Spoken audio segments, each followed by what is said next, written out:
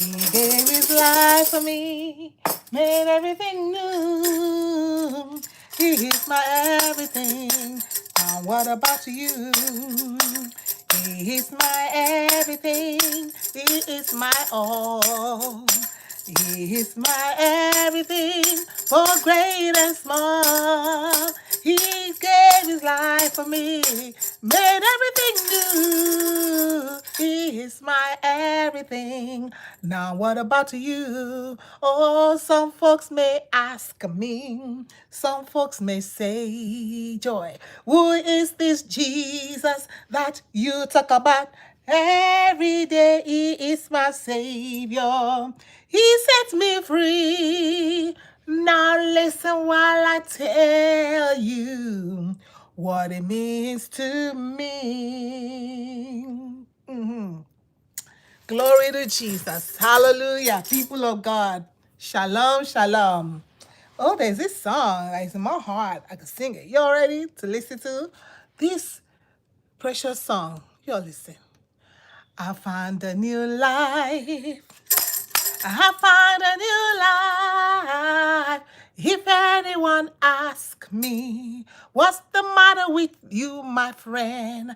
I'll tell them I'm saved, sanctified, water baptized, Holy Ghost filled. I found a new life. Oh, praise the Lord. I found a new life. Yes, I found a new life. If anyone asks me, what's the matter with you, my friend? I tell them I'm saved, sanctified, Holy Ghost filled, water baptized. I found a new life. Oh, praise the Lord, I found a new life. Yes, I found a new life. If anyone asks me, what's the matter with you, my friend? I'll tell them I'm saved, sanctified, Holy Ghost filled, water baptized. I found a new life. Praise the Lord. Hallelujah. If anyone asks me, what's the matter with you, my friend? I tell them I'm saved, sanctified, Holy Ghost filled, water baptized. Say I'm saved, sanctified, Holy Ghost filled, water baptized. I say I'm saved, sanctified, Holy Ghost filled, water baptized. I say I'm saved, sanctified, Holy Ghost filled, water baptized. I found a new life. What about you? I bring you good news today. Oh, I bring you such a wonderful news, a wonderful, wonderful news today. You know, I was just reading the scriptures and I was like, you know, there's more about Jesus. There's more about Jesus that sometimes it's not possible. It's just not possible for us to say, oh, I know the Lord Jesus. That is why Paul said, oh, that I may know him. You're like, Paul, what do you mean that you may know him? With all the knowing that you know, Moses said, I want to know your ways. So I was just reading Leviticus chapter 4, and I'm going to share with us today to bring an encouragement to you. So if anybody should ask you, if anyone asks you, why do you think that somebody who died 2,000 years ago, and you are going to say that your sins are forgiven? Follow me in the scriptures. Follow me today. This is for us. The Bible says that we should have, when somebody asks you about your faith, when somebody asks you, what is this confidence that is in you? You need to have the word of God. It's not going to be, oh, my pastor said. It's not going to be the, oh, no, that reverend said. It's not going to be, oh, I think. Oh, I. No, it's going to be what is the word of God saying? What did you hear from the word? Like I said, Jesus said, Moses commanded you. But in the beginning, so let's go back to the beginning. And I was just like blown away. I said, let me share with us today so that you will have confidence to boldly declare that your sins are forgiven. I'll tell them I'm saved, sanctified, water baptized, Holy Ghost filled. I found a new life. I can tell you about this Jesus. I can tell you why I know that my sins are forgiven. Why do I say that? Is this because the way I feel? You know, I tell people God is not you don't want. Did you experience God in church today? What was your experience? No. He said that I may know him. God wants us to know him. He desires that we know him. He's not coming so that your skin will bubble, you feel cold, then you feel like, gee, and you feel like, I felt God. No, you don't feel God. You know God. Do you know God? Do you know this Jesus? So I bring you a word of encouragement. This is for us, for those of us who are followers of the way, or if you are not, and you have been on the fence, you are not sure, these things they're talking about. Not my sins. You know me now. I am the worst man. I'm this, I am that. No, my own cannot be forgiven. Yours can be forgiven. Yours can be forgiven. I was listening to Joy. She was saying something about the entertainment industry. A lot of these people, a lot of your celebrities, a lot of these people that you all watch and listen to. Hey, I see you. Hey, how are you? So a lot of these people that we following them, we love their movies, we love their song, you like everything about them, even when they are wrong. So some of them are beginning to come out and beginning to say, the Nollywood is this, Hollywood is this, Hollywood is evil, the Nollywood is evil. They know. I would say, look at the word wood, wood, forest. Just even think about it. Darkness. Yo, think about it. Sometimes when I think, they're like, why you think like this? I think God gave me a mind. When somebody come and take a whole industry and call it Hollywood, Nollywood, Bollywood, you think that wood is just like it just came out of anywhere? No. Darkness. And she was saying that these people know, but they cannot come out. So if you are there, it's evil. There's darkness. But unfortunately, some of you are put your hands in making vows, in, joined yourself to things you should not join yourself into. And I say, when you begin to make vows and oath, it is blood for blood. But so if you want to come out, I bring you an assurance today that even your sins, no matter how red they are, no matter how dark you have gotten, there is hope of salvation for you. And I'll let you know, by the scripture, you can hold on to this scripture and you can know that Jesus, the Bible said, that was the perfect lamb of sacrifice. The perfect lamb of sacrifice. In Hebrews chapter 13. We got to go in the scriptures today. So grab your scripture. If you don't, you need to invest in one. You need to buy something. You buy the clothes, you buy the shoes and the bags, your rent money. Come on, compared to how much the scripture cost. It cannot be compared. So you need to invest. This is the investment for your eternity. So you won't let people just be telling you. So it's not something, somebody told me. Oh, the preacher preached it. Because sometimes you hear people say, oh, my pastor said, my bishop said. But what did the word of God say? Moses commanded you. But did you search the scripture to see whether what Moses commanded you was from the beginning? Hebrews chapter 13, verse 12.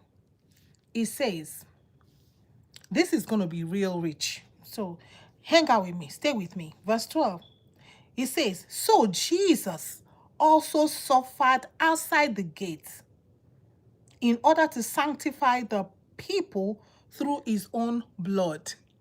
I love the Lord Jesus.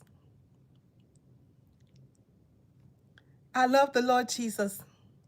Hebrews 10:14. Hebrews is packed. Hebrews 10:14 says,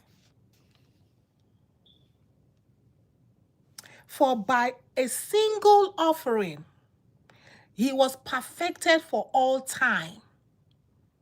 He has perfected for all time those who are sanctified. I tell them I'm saved, sanctified, Holy Ghost filled, water baptized. I found a new life. You can find a new life to him today, not tomorrow. As you hear this word today, let faith rise in you. Let faith to follow the Lord Jesus rise in you. Don't be scared. You know, that oath, life, blood for blood, that's why Jesus died. And let me tell you something. I was reading Leviticus. It's because that's where we're going. Leviticus chapter 4. And I was like, it reminded me what Jesus said, that he came to fulfill all that was written about him in the laws, which is Leviticus, Genesis, Exodus, Leviticus, Deuteronomy, Numbers, in the prophets and in the Psalms. And so some you need to actually find out, where is Jesus? Because unfortunately, sometimes we want to find ourselves in the Bible. We want to, somebody will say, you remove that name and put your name there. The scripture is not about us. He said he came to fulfill all that was written about him in the scripture. Hey, Jessica, shout out to you. So Leviticus chapter 4. And this should strengthen your faith. And this should help you with your standing in God. So if anybody should ask you, why do you think your sins are forgiven? Follow me. Somebody will ask you, why do you even want to follow this Jesus self? Why do you think your sins can be forgiven? Follow me. So, two questions here. Why do you think your sins have been forgiven in the scriptures? And why do you even think that your sins can be forgiven? Follow us in the scripture. In Leviticus chapter 4, we see here the sin offering that was being offered. And it was interesting to me because when I read it, I saw in Leviticus chapter 4, verse 1, say, people of Israel, if anyone sins unwittingly, if anyone, so if you read that, you will see the sin offering for anyone. I love the Lord Jesus. Now, he went on to say, if the priest sins, the priest will sin, and then it will affect everybody. That is kind of one kind, because when a false prophet preaches, it will affect everybody. Falsehood, that's why we need to call them out. That's why Jesus said, do not be scared of them in the word. He said, do not be scared of them. Do not be scared of them. He said, call them out. For people that say, oh, where? Paul called them out. Jesus called out the Pharisees and the scribes and the Sadducees. Jesus called them out. Because if you do not call them out, the sin of the priest will affect the old people. But you say, but where did you see that? Leviticus chapter 4.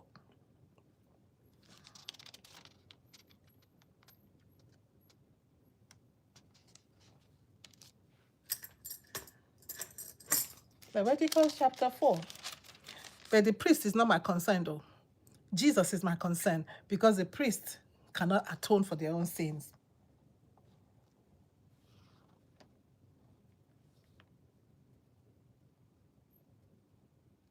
In verse 3, he said, if anyone, now in verse 3, he says, if it is the anointed priest who sins, thus bringing guilt on the people.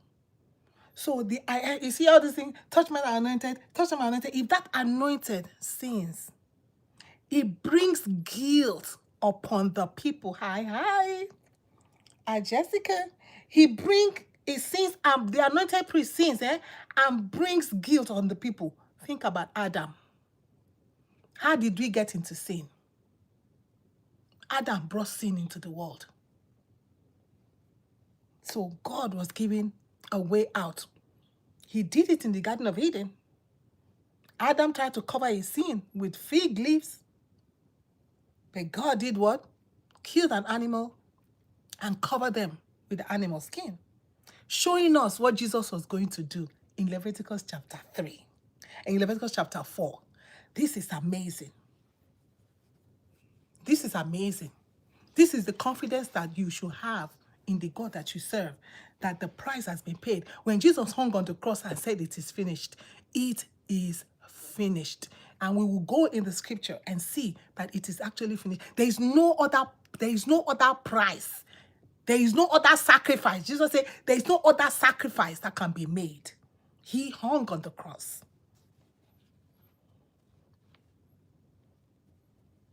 Let him, that is the priest.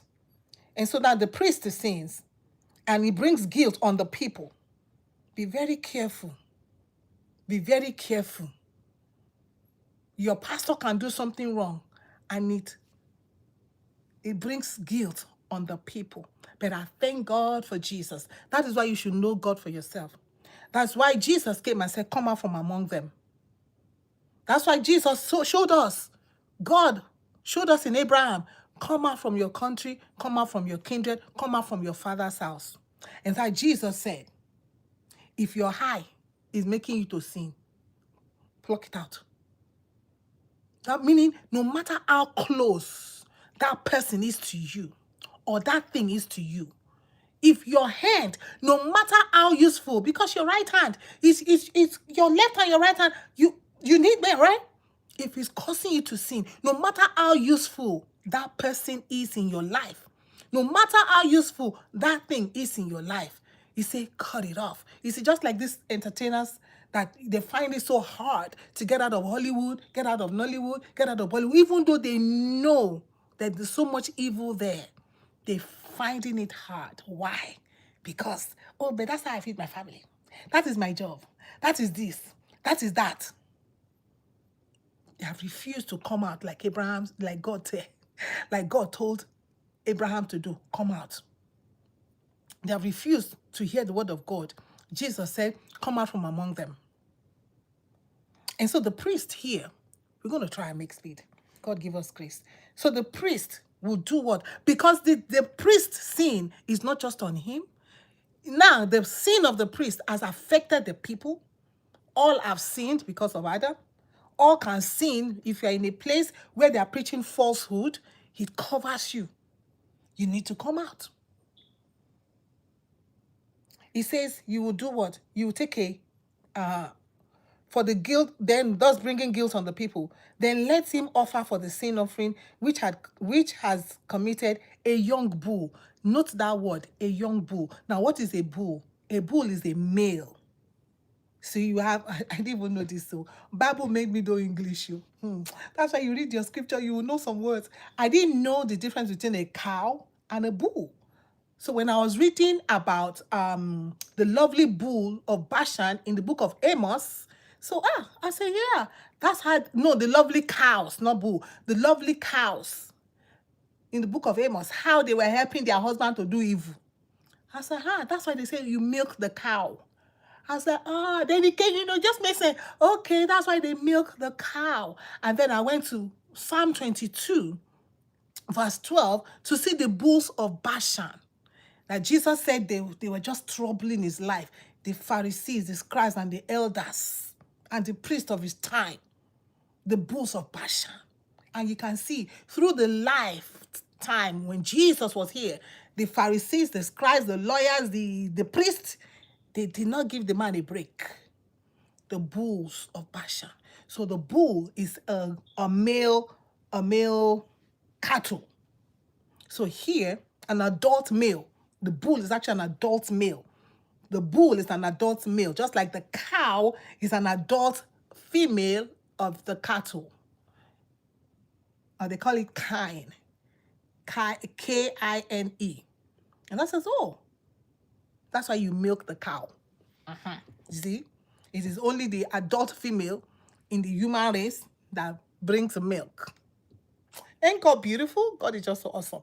Anyway, let us go back to Jesus. And say you will bring a young bull. So remember, Jesus started his ministry at a young age, at about 30 years old. So he had to be a young bull, not an adult, grown-up bull. No, a young bull. So without blemish to the Lord for a sin offering. He shall bring the bull to the door of the tent of meeting before the Lord and lay his hand on the head of the bull. See, all this was fulfilled in the Lord Jesus. When they brought Jesus from the Garden of Gethsemane, where did they take him to? To Caiaphas, the high priest. He had to go there first. He just had to be presented to Caiaphas and Annas. So when you talk about my sin, I can boldly say now that Jesus perfected the forgiveness of my sins. After them, I'm saved. Why? Because I can see that the sin offering, the young bull, went to Caiaphas, went to Annas. He will lay his hand on the head. And so that is the priest, right? Now let's go to Jesus. So we see Jesus right there too, the young bull. And what was to be done with the young bull? The same thing in verse 13. He says, if the whole congregation of Israel commits a sin unwittingly, and the sin is hidden from the eyes of the assembly, and they do any one of the things which the Lord has commanded not to be done, and are guilty, when the sin which they have committed becomes known, the assembly shall offer, guess what? A young bull. So we see the priest sins. It affects the whole people. A young bull has to be offered for the sins of the priest and the whole people. Now we see in verse 13, the congregation sin. What has to be offered? A young bull. So now this is different, because if you go further in that Leviticus chapter 20, verse chapter 4, in verse 22, you see when a ruler sins. You see when anybody, a common person sins, they offer goats. But when it comes to everybody, because Jesus, the sacrificial lamb of the world, the Bible said that God loved the world that he gave his only son. His only begotten son. Let's get that straight. His only begotten son loved the world. This is not a personal sin. So we're talking about the sins of the world. We're talking that all have sinned and have come short of the glory of God. And that includes you, that includes me. So no matter how bad you think you are, listen, Jesus completely paid the price for you. You will say, how? We see it, number one, the young bull. Jesus, at about 30 years old, he started the work towards the cross. Because some people think that, the work for the cross started at the cross. No, Jesus actually started the work of the cross at the Jordan. You say, how? How? At the Jordan, Jesus came. And John said, behold, the Lamb of God that does what? Taketh the sins of the world. That young bull that takes away the sins of the world. He came young. And Jesus said, John, baptize me. John said, Jesus, you are supposed to be the one baptizing me. Jesus said, John, don't worry. For now, suffer it to be so. What happened? Jesus humbled himself. Jesus humbled himself and started and said, John, for now. And after Jesus humbled himself, not before. No. After Jesus humbled himself, went down in the water, when he came out, God put a stamp on him. He said, this is my beloved son, in whom I am well pleased. A sign of obedience. Jesus obeyed, because when the children of Israel came out of Egypt and they went through the Red Sea, that was baptism. So Jesus knew, I cannot start the work without baptism. That's why John came baptizing. John did not just preach, repent for the kingdom of God. He said, no. The children of Israel understood what it is to be baptized. That's why they had washing pots. That's why they washed their hands. You know, Jesus, why didn't you wash your hand before you eat? Why didn't the disciples wash themselves? I remember when Jesus turned the water into wine at the marriage feast at Canaan. There was washing, those pots were washing pots. They understood what it is to wash. To be washed. Wash. Jesus told the man, go wash and be clean. What did Elisha tell Naaman? He said, go to the Jordan, go and wash there. So you can see there's a washing. The Jews understand what washing was. So John the Baptist came preaching, repent, for the kingdom of God is at hand, and then come down to be baptized. So they came trooping down to John the Baptist to be baptized. John the Baptist, who have told you people to flee? You brood of vipers. Who told you people to flee from the damnation, from the judgment that is coming? So Jesus presented himself, sinless Lamb of God. He had no sin, but he obeyed the principle that God had put in place. He followed the ways and the commandments of God. And so God said, my son, this is my son. He said, this is my son, in whom I am well pleased. Obedience. Jesus obeyed. And so we see, the young bull has to be washed. That's why I say I'm saved, sanctified, water baptized. Anybody tell you don't need water baptism? The thief on the cross was not baptized. No, Jesus went through baptism. John came preaching baptism. When even the disciples, when they got to a place, they say, what happened here? The people said, we received John's baptism. John's baptism was something that was being done. That's why my song is, I tell you I'm saved, sanctified, water baptized, and Holy Ghost filled. What happened to the Ethiopian eunuch? After Philip was, met him and they were talking about scripture, talking about Jesus, the Ethiopian eunuch from Ethiopia in Africa actually said, see water now. What is stopping me from being baptized? How did he know that he needed to be baptized? Because Jesus told his disciples, go preach, baptizing them. Anybody you make a disciple, baptism must be part of what we tell them. So the young bull had to be washed. So Jesus went down in the water, not because he had sin. You see that young bull, blemishless, had to be washed. Every part of the young bull, all the entries, everything. That's why Jesus went down in the water. That's why we also go down. We don't go sprinkle. Because when you sprinkle, you don't, just like you sprinkle water, you don't get washed. No. Because every part of him had to be in the water. So you see how Jesus, number one, the young bull, number two, went down in the water because the bull had to be washed. That animal of sacrifice, everything, clean, has to be cleaned out. Let's keep going. This is for you. Wherever you are today, in your walk with the Lord Jesus, if you have started already, this is for you to now say, now I understand that my sins are really forgiven. Now I know that Jesus actually paid the price. And if you have not started following yet, now you can now say, yes, I can come into the truth of the word.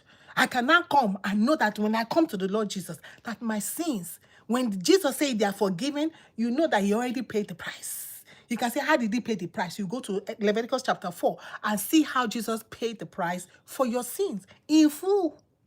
He's not owing anybody.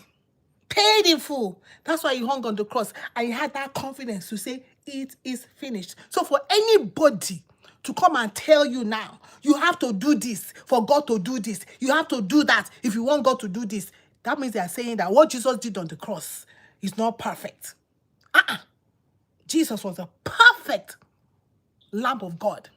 Paid a perfect price. He is not indebted to God because God forgives sins. So we are the righteousness of God in Christ. So when God is looking at us, when we begin to follow the Lord Jesus, he's actually looking at Jesus. He's looking at the finished work of the cross. He's saying, the sin offering. Okay, young bull, check.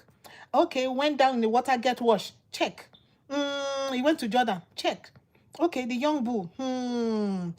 Okay, so you see in verse 15. And the elders of the congregation shall lay their hands upon the head of the bull.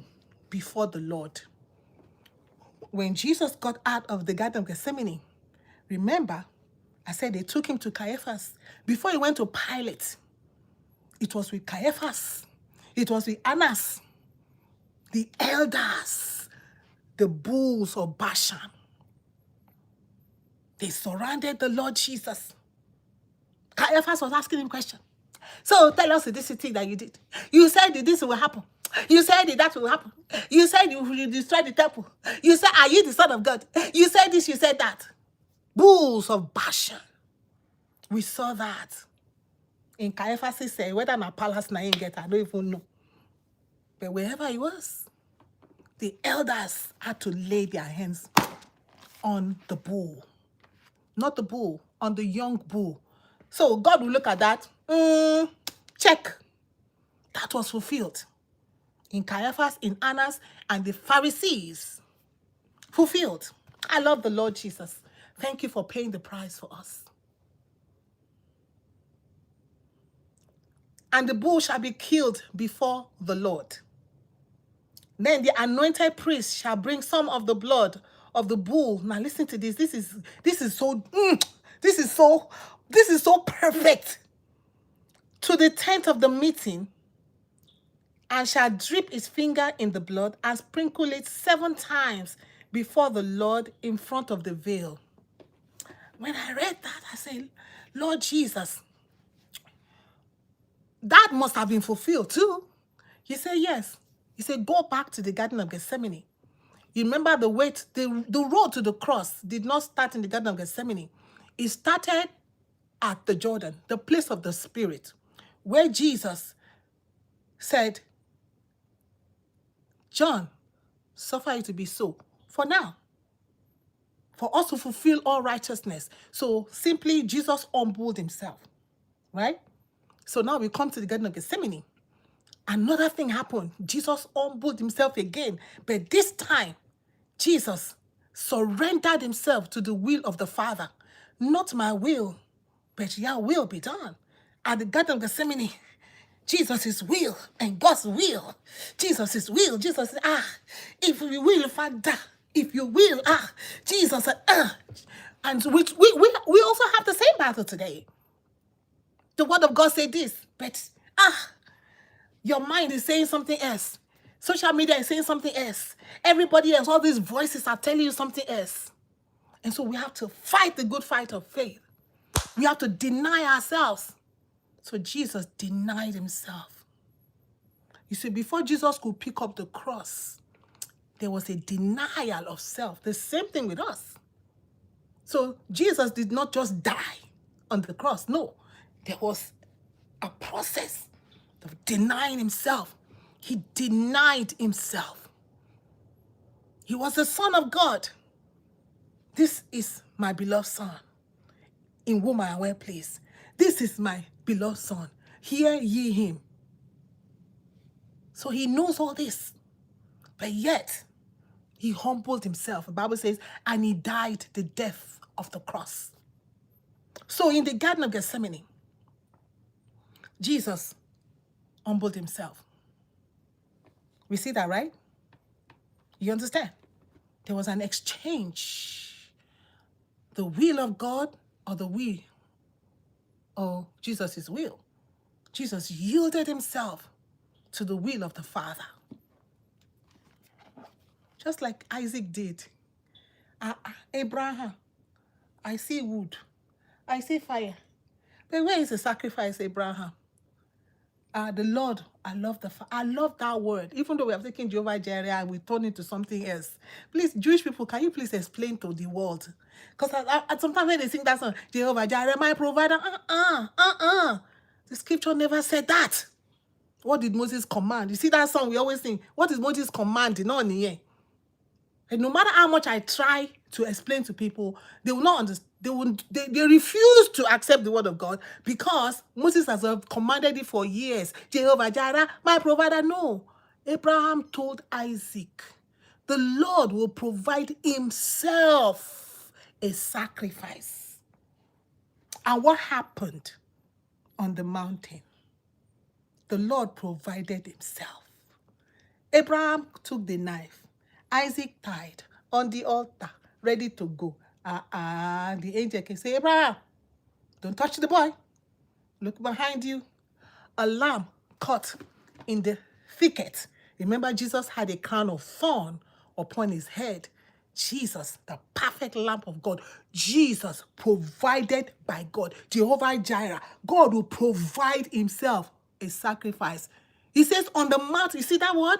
On the mount of God, it shall be seen. On the mount of God. That is the meaning of Jehovah Jireh. Because that's what Abraham said. But we choose it because somebody wrote a song. Jehovah Jireh, hey, my provider, his grace is sufficient for me. We will not let it go.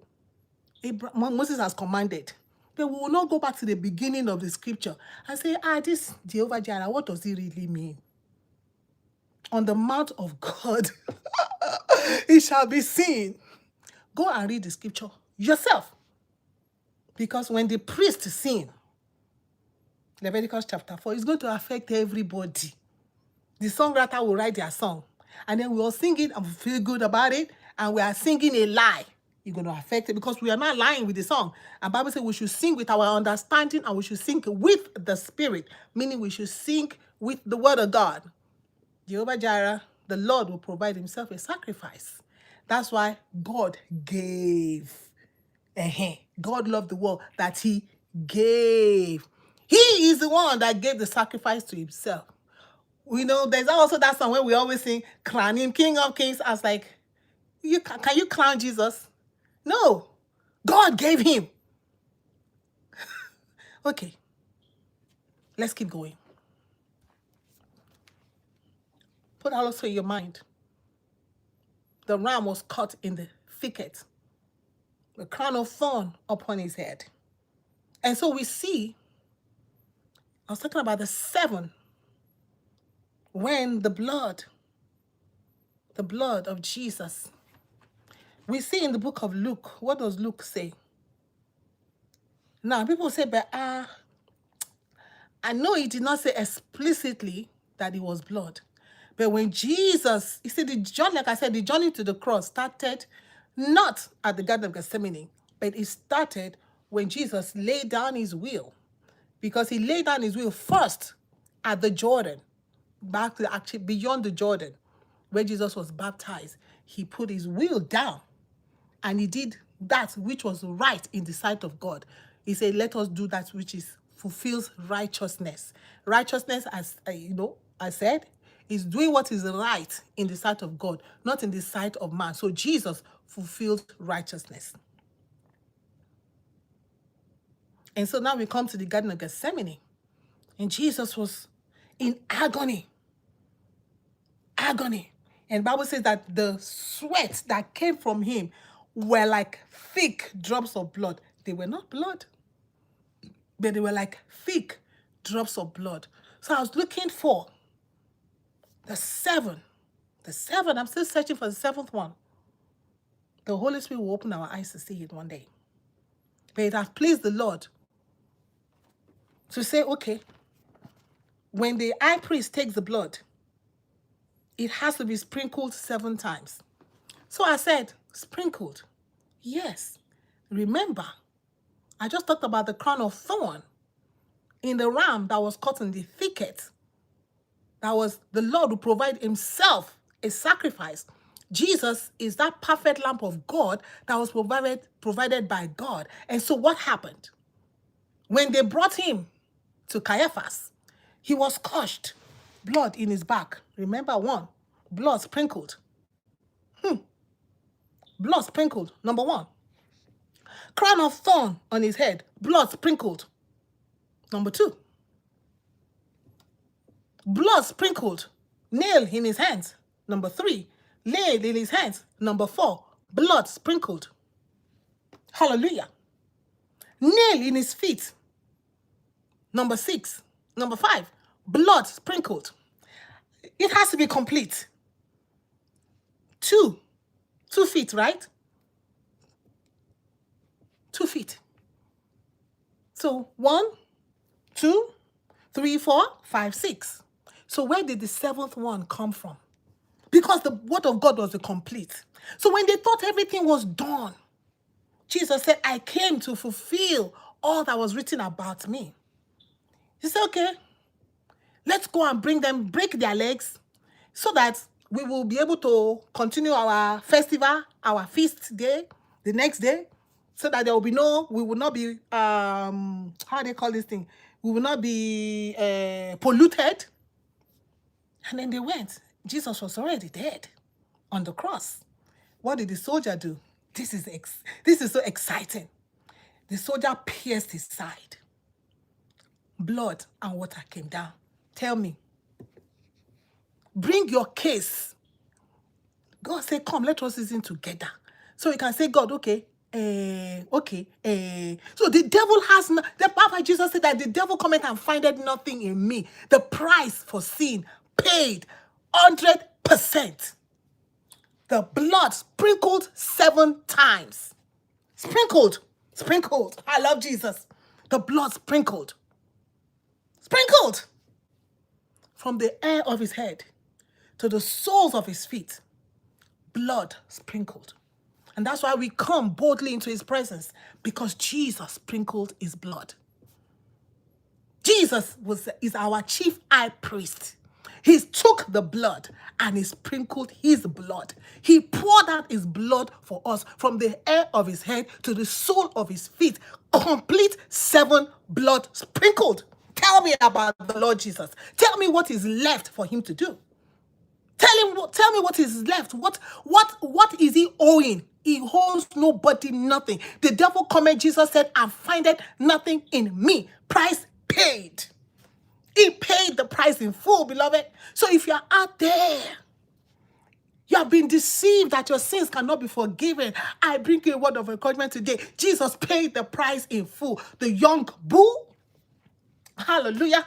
I got the list here. The sin offering has to be killed. He was nailed to the cross. Killed, he died. Hallelujah. Thank you, Jesus. The elders had to put their hands on him. Yes, Caiaphas, Annas, all of them, they put their hands on the Lord Jesus. They scourged him. Hallelujah. Thank you, Jesus. Oh, yes. All the fat. Now, listen to this. Thank you, Holy Spirit. Thank you, Holy Spirit. All the fat of the entrails had to be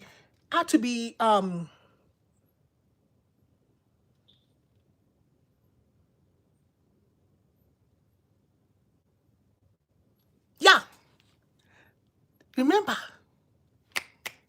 Jesus gave us an example. When the woman, oh my God, I was afflicted for 12 years with the issue of blood. Oh, Lord Jesus, hallelujah. When she came and pressed in, sometimes we don't even understand when the word of God is saying all this stuff, because Bible will always marry Bible. Bible will always marry Bible. And so she came and she touched the Lord Jesus. And Jesus said, virtue has come out of me. In the whole, all he's been walking. People always been touching him. People always, but what was different about this? What was going on here, Lord Jesus? Jesus said, somebody touched me. Jesus said, virtue gone out of me. Even the disciples said, Jesus, what are you talking about? What do you mean somebody touched you? With all this throng of people all around you. Jesus, what do you mean somebody? Jesus said, virtue don't come off of my body. Power don't come off of my body. And so we see that the fat, hallelujah, that the fat of the bull, of the entrails, had to be offered up, had to be burnt. So how did this apply to the Lord Jesus? Follow me. The fat, signifies oil, signifies the anointing. When Jesus came out,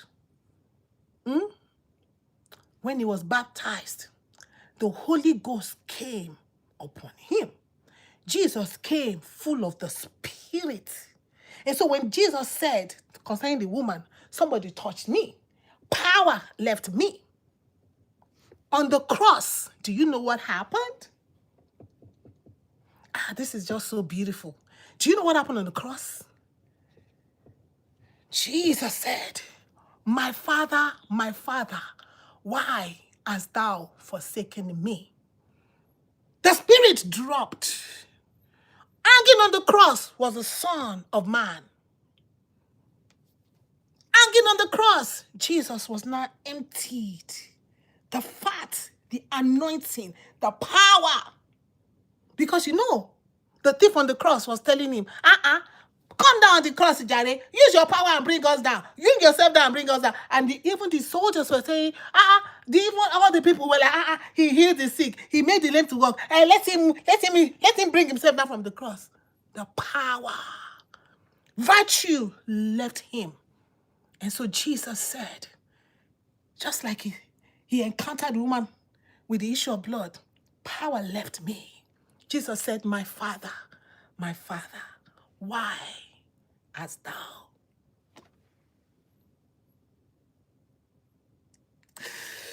Ooh, Lord Jesus, hallelujah, Lord Jesus, hallelujah, Lord Jesus. Oh, Lord Jesus, we just thank you, Lord Jesus. Why hast thou forsaken me? The power of God, the oil on his head, the anointing of the Holy Spirit, what made him have to live for a while so that Jesus can die as a man. Why? Because sin came by one man. And for sin to go, it is also a man that will have to die. So, the Holy Ghost had to depart. The anointing had to go. And Jesus was left on the cross as a man. He paid the price. He died as a son of man. As a son of man. He paid the price. You don't have to die in your sins. I don't have to die in my sins. You don't have to look at that job or look at that business that you have or look at that career. Hollywood, Bollywood, Nollywood, whatever wood you are, whatever forest you have found yourself, whatever oath you have made, whatever covenants that you have entered into, and you just feel that it's just over. No, it's not over. Jesus did not become man on the cross for nothing. The Father, which is the Spirit, for God is Spirit. The Spirit did not let him be for a while on the cross for nothing. He did that for you. He did that for me. There's nothing else that can be done. The blood was spilled, 7 times sprinkled. The Spirit gone. The Son of Man on the cross died. The young bull, hallelujah, the crown of thorn on his head. And then listen to this. Listen to this. He says, and he shall carry forth the bull outside the camp and burn it as he burned the first bull. Talking about the one for the priest and now for everybody, and this one too. Jesus was crucified outside the camp. Talk to me about Jesus. Talk to me about what he did. Talk to me about Jesus. Oh, tell me about the price he paid. Talk to me about Jesus. Talk to me about what he did. Talk to me about Jesus. Tell me the price he paid. Yes, Jesus was crucified outside the camp. And what does Hebrews tell us? Hebrews 13, verse 12. This goes back to Abraham again. From Genesis to Revelation, it's all about Jesus. Where we go carry and go. Eh? It is so wonderful when you begin to see Jesus all over the scriptures. Hebrews 13, I think I read that before. Listen, verse 12. It says, and I read, so Jesus also suffered outside the gates in order to sanctify the people through his own blood. Hallelujah. Therefore, beloved, let us go forth to him outside the camp. If you want to follow Jesus, you have to follow him outside the camp. If I want to follow Jesus, I have to come to him outside the camp.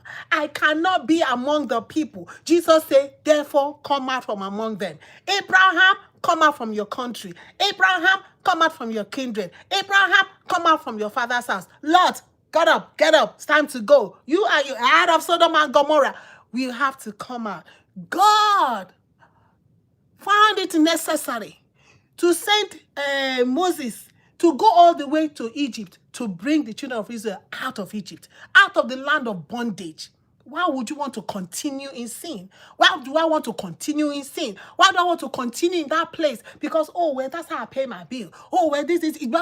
Jesus said, if you love your life, you're going to lose it. Whatever it is that is making you, that is making me turn against God, that is making me to sin, because that's what it is. Turning against God, meaning that is making me to sin. I must be ready to let it go. Are you ready to let it go? Jesus let himself go. In the Jordan, John, oh yeah, baptize me. At the Garden of Gethsemane, not my will, but your will be done. On the cross, the Father let him go. The anointing gone. The fat was gone. Everything, the essence, gone. So he could die as a man for you and for me. Don't let the death of Jesus on the cross be in vain over your life. He has paid so much price. Think of all the price he paid right from the beginning of his ministry in the Jordan, where he humbled himself. God said he gives grace to the humble. He says, if you humble yourself, he will lift you up. So coming to the Lord Jesus is humbling yourself. Seeing that, oh, I'm a sinner. I'm living a life that is not in line with the word of God. I'm living a life that is not pleasing to God. I'm living a life, all I'm doing is pleasing myself. Jesus said, if any will come after me, let him deny himself. I got to stop here. But I'm trusting the Lord that you will come out to him without the camp. He said, come to him outside the camp. Outside the camp. You cannot be with Jesus and be doing the things that your friends are doing. Happy hour, they go, you go. Party tomorrow, they go, you go. Hey, drinking and drunky, they go, you go. They shoot, you shoot. They naked, you naked. They abuse, you abuse. Your mouth is, the Bible says when the Holy Ghost come upon you, they spoke with new tongues. The tongues was different. You cannot come to the Lord Jesus and want to be. Well, it doesn't matter. He got to see only the heart. It doesn't matter what you look like. It doesn't matter. Come as you are, but you're going to remain as you are. Jesus was taken outside the camp. And so he's telling us in Hebrews chapter 13, so also, therefore, let us go forth to him outside the camp. You can't mix Jesus. You can't mix Jesus. Sometimes I look at some places, it's like disco or the light and the smoke, everything. When I want to make a cloud to happen. Well, in the Temple of Solomon, when God came down, there was cloud. You now see the cloud. You know what is cloud? Not smoke.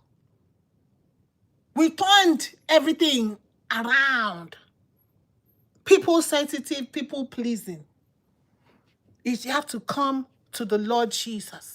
Therefore, let us go forth to him outside the camp. Hebrews 13:13. Keep that on your fridge. Keep that everywhere you go to remind you, to remind us. We cannot. The Bible says that we should not be conformed to this world, but we should be transformed. He says, whoever loves the world is an enemy of God. Something I'm telling myself now, worldly music, there's this song that my friend Didi made. Didi it Africa, Nigeria Day. So one day I was talking to the young people. I said, listen to that song. Yeah, I mean, the song, everybody loves it. Wedding, they sang it. Everybody like. I said, but there's a line there. Even this one where PP just made now. I say everything's about the woman's body. Everything's about that's how they see the woman. That's all. It's our body.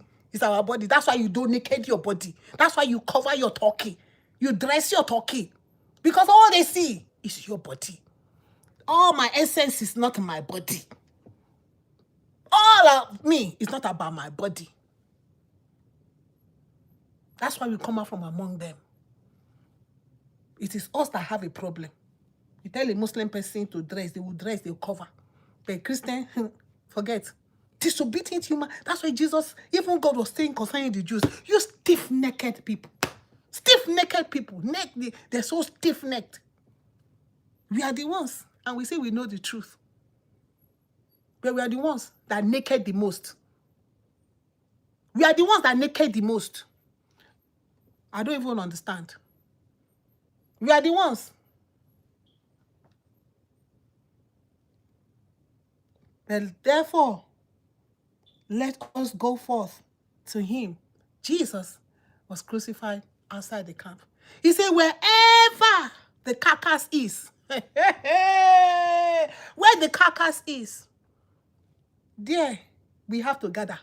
Jesus crucified outside the camp. Hebrews 13:13 say, therefore, we have to go to him outside the camp.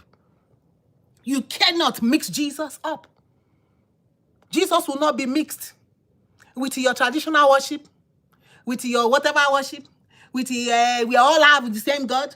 We are all having the same God. When Jesus said, I'm the way, the truth, and the life, he said, nobody comes to the Father except by me. When the scripture tells us there is no other name, no other way, whereby one is saved, only the name of Jesus is our salvation. When the scripture tells us that Jacob saw a ladder that was set from heaven to the earth, one ladder, not two. And on it, the angels were ascending. And I love that. And descending. And at the top was God. You think God just showed Jacob that vision for nothing? And Jacob woke up and said, God was here and I didn't even know it. Bethel, the house of God, is really the house of God. What have we done to the house of God? That's why Jesus came, took the whip. Woo, woo, woo, woo, woo, woo, woo. You have turned the house of my father into a den of robbers. Beloved, now go with a go soul. Come to the Lord Jesus, but you have to come outside the camp. Jesus said, if anybody wants to follow me, you don't hate your mother, you don't hate your father, you don't hate your wife, you don't hate your husband, you don't hate your children. He said, even if you don't hate yourself, that's one thing we don't talk about. He said, even you yourself, you have to hate yourself. You say you cannot follow me. That's the way you come out of the camp. It doesn't mean that hate, like, the human form of hate. No. He said, hate their ways. If your father is an adulterer, you as a wife, if your husband is an adulterer, are you going to the lovely cows of Bashan? You are going to help him and bring 3 people? My husband like 3 people. My husband like 4 people. Let us see 4C. Let us see 3C. Are you going to encourage your husband? Delilah. Are you going to encourage those Philistines to take off the head of Samson? You see somebody's about to be destroyed. But Delilah, because you want to protect your own self, because you want to protect your family, because they have told you if you don't give Samson away to us, just know that your family is gone. You and your mother and your father, we are going to buy all of you people. So because you want to protect your own family, you give up another man. Delilah. The cows of Bashan. Are you going to walk with evil? Come out from among them. He said, if you don't hate yourself, Delilah did not hate herself. Delilah did not hate herself. Delilah was trying to protect herself and her family. But you are trying to protect your family, but you are ready for another person's son. Samson is another person's son. He have mother, he have father. But you are ready to put him there, put his head on your lap, let them come and chop it off. You are ready. Cows, lovely cows of Bashan. Delilah, I don't think she was ugly. Jezebel. Lovely cows of Bashan. Jezebel was not ugly. Bible said that when he heard Jehu was coming, Jezebel went and painted her face. For all the people are painting face, I tell you, you know what you are painting your face for. Ahab, you are the king now. What do you mean neighbors don't want to give you the land for your garden? I beg you, go and sit down, go and sleep, go and rest, go and shop. I will take care of neighbors for you. Lovely cows of Bashan, wicked, supporting evil. Bulls of Bashan contending, preaching things that are wrong. You look at Jesus, look at the word of God. You know what you are doing is wrong, but you are going to keep doing it. Bulls of Bashan, judgment is coming. He said your end will surely come. But you have opportunity today. I have opportunity today to do what? To repent. For the kingdom of God is at hand. He's calling us to the place of repentance. Why? Because he has paid the price. He says, if you go to somewhere, they don't receive you. Just tell them, whether you receive us or not, the kingdom of God is already here. And nothing we can do about it. Jesus already paid the price. God already loved. I said, well, you look at that word. It did not say God loves the world, not loves. No, he loved. Past tense. It is already done. There's no way Jesus can go back. Like, you rewind movie and you rewind movie. And you cannot rewind the movie of Jesus. So you cannot rewind the life of Jesus. The price has already been paid. Why are you going to die in your sin? Come to him today. Come out of the camp. Come to Jesus' side. Meet him in his own camp. Wherever the carcass is, there you will have to gather. There. No other place. You have to go gather with Jesus outside the camp. Hebrews 13:13. Let's meet with him there. He's calling us today. Father, give us grace to follow you. For that man, for that woman that is struggling, oh, give us grace to break free. Just like Abraham stepped out of his country, stepped out of his kindred, stepped out of his father's house. I pray for that man. I pray for that woman. You told Joshua, you got to be very courageous.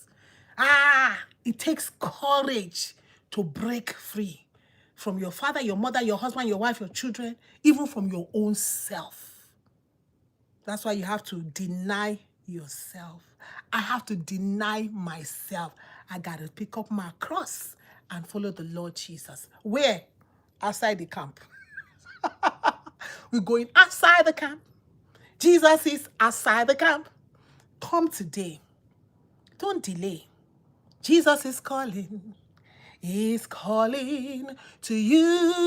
Oh, Jesus is calling. He's calling to you. He said, come, sinner, come. Oh, come, weary, come. Shout out to everybody that joined this encouragement session today. Let us take the word of God and receive grace to be doers of the word. Come today. Don't stay out of the kingdom of God. There is no other kingdom. There is no better kingdom. See, every kingdom in the world, European kingdom, it don't go. This kingdom, it don't go. Roman Empire, it don't go. Greek Empire, it don't go. All of them. The Bible says, of his kingdom, there shall be no end. He is king, not just forever, but forever and ever. Forever and ever. His kingdom has no end. So come into that. It's a better kingdom. He has paid the price for you. Make your way to him today. Shalom. God bless you all. Come, sinner, come. Ooh, come, weary, come. Hallelujah.